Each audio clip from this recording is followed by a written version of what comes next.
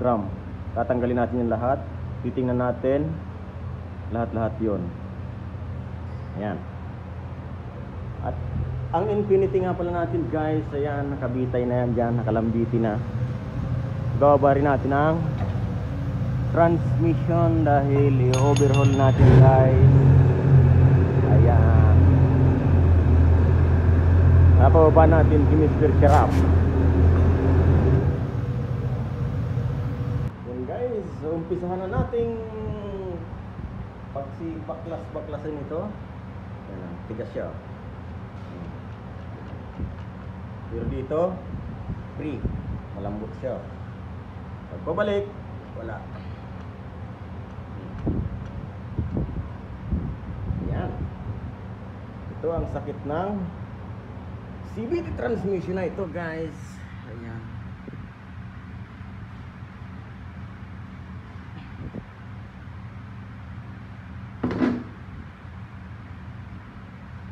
Susunod natin baklasin yung yan. Titingnan natin sa loob. Yan guys, tingnan nyo yung input shock or anong tawag doon? Forward drum. Ayan, umiikot siya. Malambot siya guys.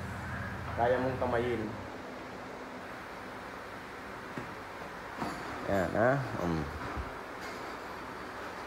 Torque converter talaga siguro. Pero babaklasin natin yan para sigurado tayo. Pero hindi natin babaklasin buong CVT. Yung ano lang, yung forward drum, tapos reverse. Testing dyan, ito guys. Yang oil pump. Malambot. Malambot. Malambot talaga siya. Talagang torque converter nga.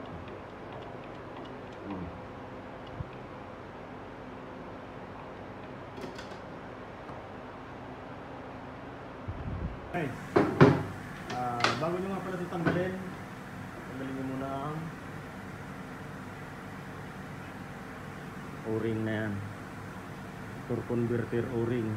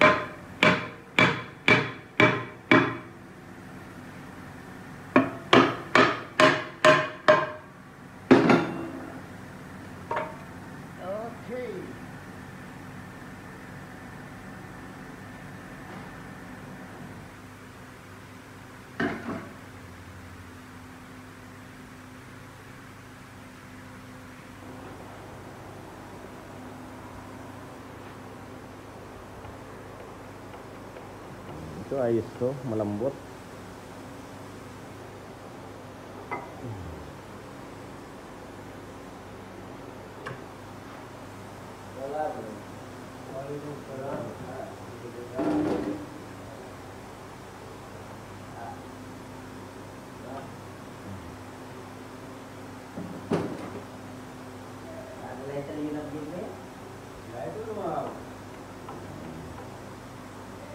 Ayan.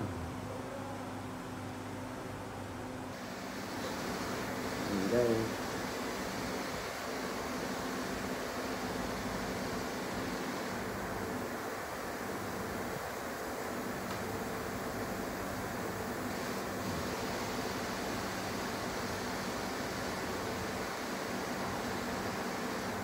Yan.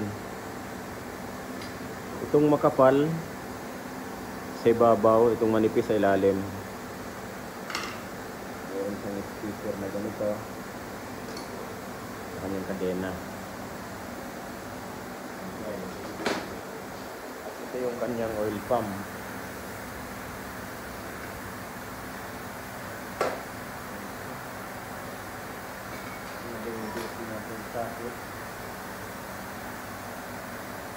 Ginagamit yung gun natin, guys.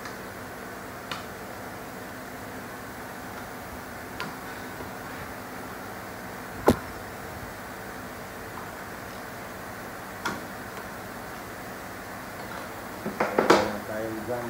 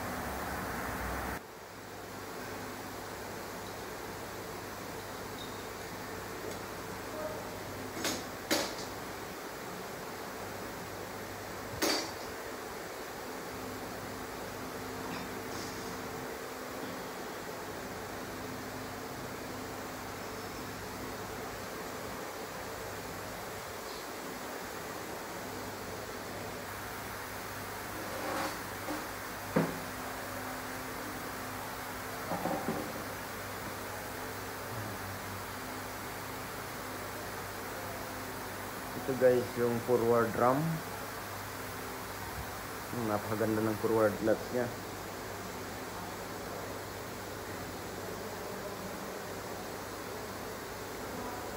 Napakaganda ng kanyang forward latch.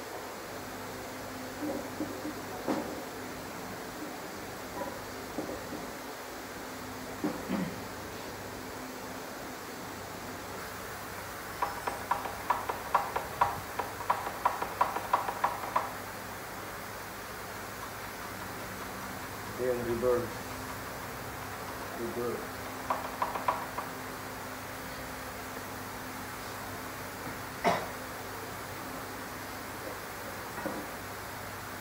Ito nga pala, kapag nag-engage, ayan, saka ito maglalaban. Saka yan maglalaban guys, ito.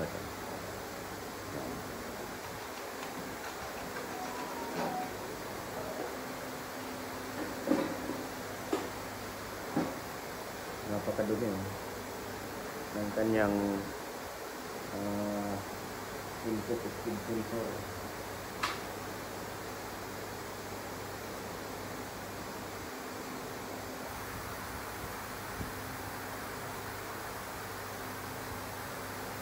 Yan na, yung bearing. Ito nakatihaya, ito nakataob. Ganyan na.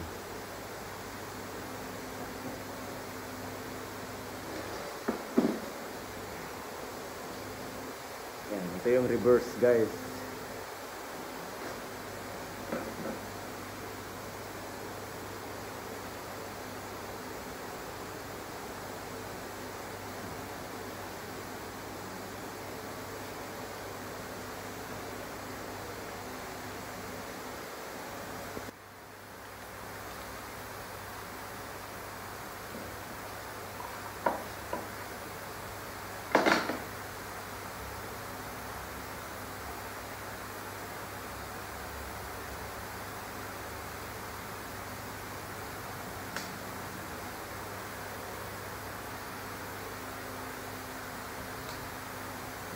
natin yan. May mga tay-tay guys, kailangan linisin yan.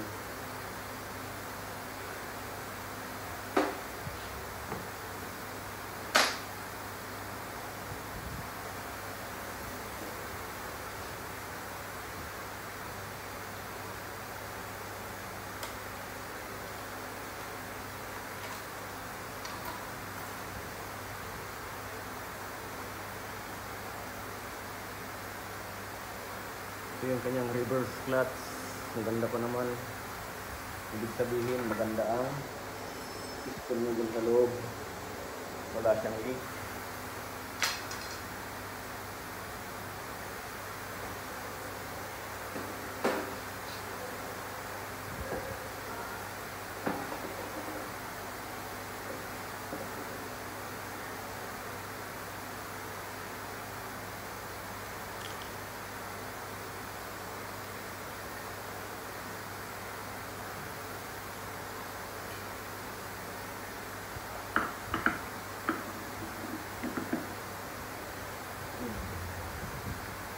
Ito nga, stock up nga siya guys. Kaya pakita natin kung paano ko nasabing stock up siya.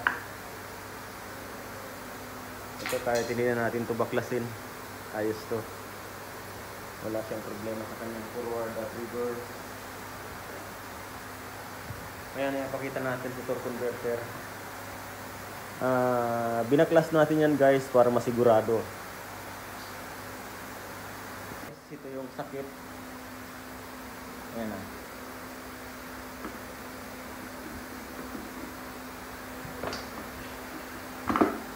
Ayan. Hindi mo siya mapihit. Laban.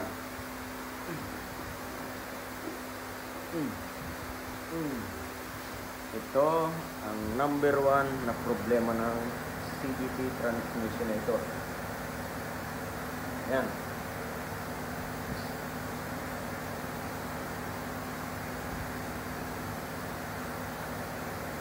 Yan guys ha, ito rin nakataob din yan ha, nakataob.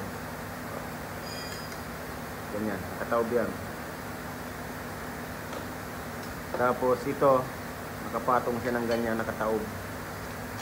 Nakataob din.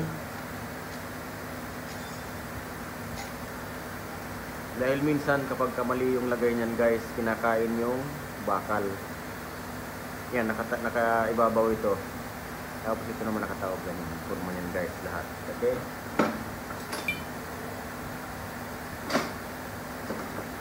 Ngayon ipapadala natin yan sa manggagawa ng torque converter. Ayan. Kasi stock up. Ayan guys, hanggang dito muna ang part 1 video natin.